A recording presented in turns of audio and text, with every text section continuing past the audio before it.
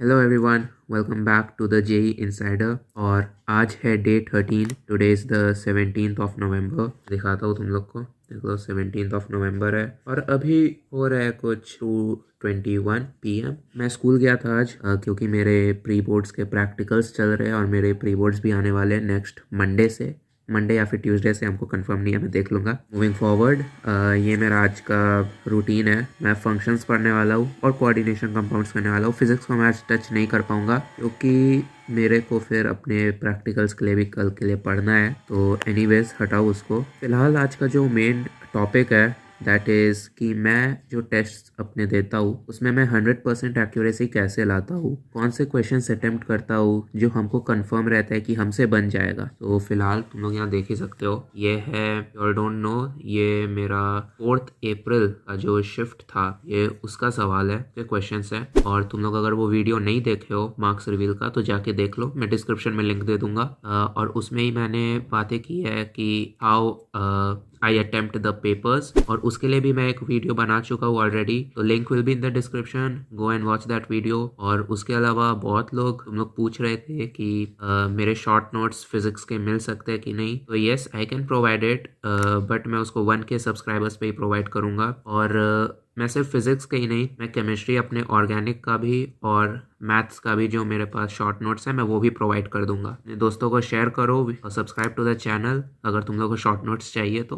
Moving forward, मैं तुम लोग को बताना चाह रहा हूँ मैं कौन कौन से टॉपिक्स अटेम्प्ट करता हूँ। मतलब देखो ये रहा लिस्ट। अब मेरा तो सबसे फेवरेट टॉपिक है, मतलब मैं क्वेश्चंस को ऐसे नहीं देखता हूँ कि क्वेश्चन नंबर 60 चालू हो गया, 50 चालू हो गया तो अब हमको बनाना है, मैथ्स में शुरू कर दूंगा। मेरा वैसा नहीं होता है, मैं मैथ्स में क्वेश्चंस को छांटता हूँ। तुम लोग भी ये करना सीखो, पहला क्वेश्चन देखते ही उस पर टूट पड़ने से नहीं होता तो मैं तो ऐसे बनाता हूँ कि अगर हमको वेक्टर दिख गया तो मैं बनाऊंगा, हमको 3D ज्योमेट्री दिख गया मैं बनाऊंगा, sequence series, area under curve, matrices, determinants, statistics, coordinate में मैं स्टार इसलिए मत किया हूँ क्योंकि इसके कुछ सवाल बन भी जाते हैं और कुछ हमसे नहीं भी बनते हैं, बट मैं फिर भी इसको रखा हूँ, अपने कंसिडर करता हूँ कि मैं ये सब बना सकता हूँ। Continuity, differentiability and application of derivatives, ये हो गए मेरे टॉपिक्स जिनको मैं अपने हाथ पे पकड़ के रखा हूँ कि इससे क्वेश्चंस हमसे छूटते नहीं है जल्दी। और टफ आ गया तो अलग बात है, जनरली हमसे नहीं छूटता। और तुम लोग भी ऐसा लिस्ट बना सकते हो अपने फेवरेट के हिसाब से। जैसे अगर देखोगे तो फंक्शंस एंड रिलेशंस, हाँ मैं मानता हूँ कि रिलेशंस बहुत इजी टॉपिक है लेकिन हमको थोड़ा तकलीफ होता है उसमें, हमसे बन भी जाता है, बट फिर भी मैं इसको, क्योंकि उतने सवाल आते नहीं है ना, फंक्शंस के आ जाते हैं तो फंक्शंस में थोड़ा टफनेस हमको लगता है। पीएनसी प्रोबेबिलिटी, कोई बहुत अच्छा स्टूडेंट ही होगा मैथ्स का जिसका ये दोनों टॉपिक बहुत अच्छे होंगे, और अच्छे है तो वेल एंड गुड, क्योंकि एक एक सवाल तो आता ही है तो तुम लोग के लिए अच्छा है। कॉम्प्लेक्स नंबर्स हमसे बन भी जाते हैं, नहीं भी बनते हैं, लेकिन मोस्टली नहीं ही बनते हैं तो मैं इसको नहीं रखा। बाइनोमियल, अगर कोई इजी सवाल आ गया जैसे 1+x का कुछ एक्सपेंशन आ गया या फिर रिमाइंडर थ्योरम, वो हमसे बन जाएगा। बट अगर कोई बहुत बड़ा ही वैल्यू दे दिया है और बोलेगा इसका कोएफिशिएंट निकालो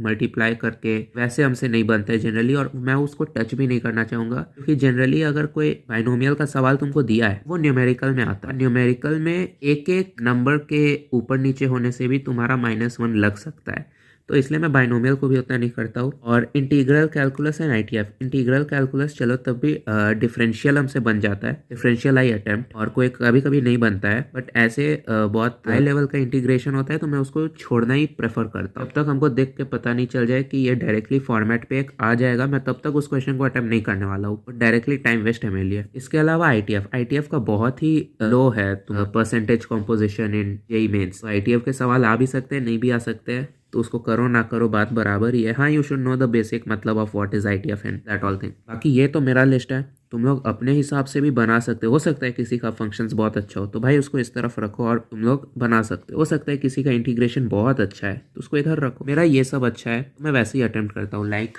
सी हो भैया, ये रहा वेक्टर्स का सवाल और ये मैं अटेम्प्ट किया हूँ, पहला सवाल यही था और मैं इसको अटेम्प्ट किया हूँ। उसके बाद अगर मैं दिखाऊँ सी हो भैया मैथ्स में कितने अटेम्प्ट किया हूँ, 1 2 3 4 5 6 7 8 9 10 11 अटेम्प्ट किया, 11 करेक्ट हुए हैं, no negative marking, so that is called 100% accuracy. तुम लोग भी ये ला सकते हो अगर तुम लोग थोड़ा अच्छे से दिमाग लगा के पेपर अटेम्प्ट करोगे मैथ सेक्शन में खासकर। मूविंग अहेड, देखो 67 नंबर यही है, ठीक है, मैं 62 दिखाता हूँ, मेरा 62 देख लो भाई, वेक्टर 3D का सवाल है ये, इसको मैं कैसे छोड़ सकता हूँ, इस सवाल को, इसको मैं छोड़ ही नहीं सकता। बाद अगर मैं दिखाऊँ 66 देखो, ये सीक्वेंस सीरीज का सवाल है और मैं सीक्वेंस सीरीज को अपने हाथ दिमाग पे रखो, हमको कोई भी सवाल मिलता है मैं इसको बना देता हूँ। एक ही चीज लगना होता है, या तो वीएन लगेगा या फिर समेशन होगा या फिर एपीजीपी होगा। ओके लाइक सी हो भैया 7 देखो भाई एपीजीपी का सवाल है और दिखाता हूँ मैं 71 ये area under curve. Area under curve मेरा बहुत ही स्ट्रांग है, मैं बना देता हूँ एरिया अंडर कर्व को। 73 मैट्रिक्स का सवाल, ये भी आसान था।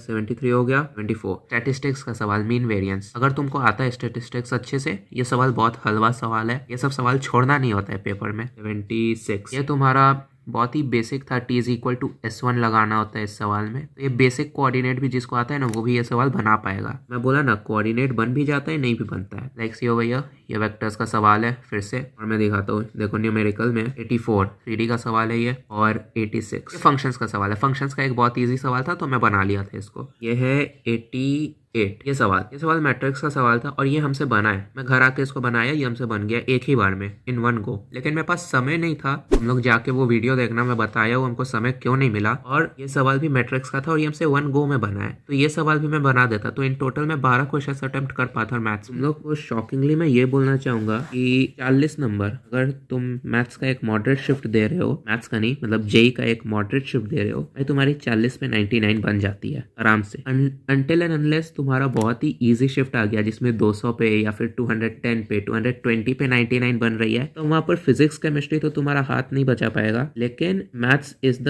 रैंक चेंजर ओवर देयर, तब तुमको मैथ्स में थोड़ा अबव स्कोर करना ही पड़ेगा, 60-70 कुछ करना पड़ जाएगा, क्योंकि वो इजी पेपर है यार, सब कर रहे हैं तुमको भी करना ही होगा वहां पर। तो दैट्स ऑल, तुमको ऐसे ही एक लिस्ट बनाओ अपना, उस लिस्ट को फॉलो करो। ऐसा नहीं है कि मैथ्स का सेक्शन शुरू होती तुम लोग देख लो ना, देख लो मैं कितना रैंडम क्वेश्चंस बनाया हूँ, क्योंकि मैथ्स के पेपर में क्वेश्चंस को छांटता हूँ, जो हमको लगता है हमसे बनेगा मैं पहले उसको बनाऊंगा, because we have limited time. तुम 1.5 घंटा को कैसे वहां पर मैथ्स के सेक्शन में यूटिलाइज करोगे वो तुम्हारे ऊपर। तो that is how you need to work on it. अभी 2 महीने हैं, आराम से वर्क ऑन हो सकता है इस चीज पर, तो कोई स्ट्रेस मत लेना। And do let me in the comments कि तुम लोग कैसे टैकल कर रहे हो मैथ्स को अपने। एंड तब तक के लिए मैं तुम लोग को नेक्स्ट वीडियो में मिलता हूँ, तो stay awesome and bye bye.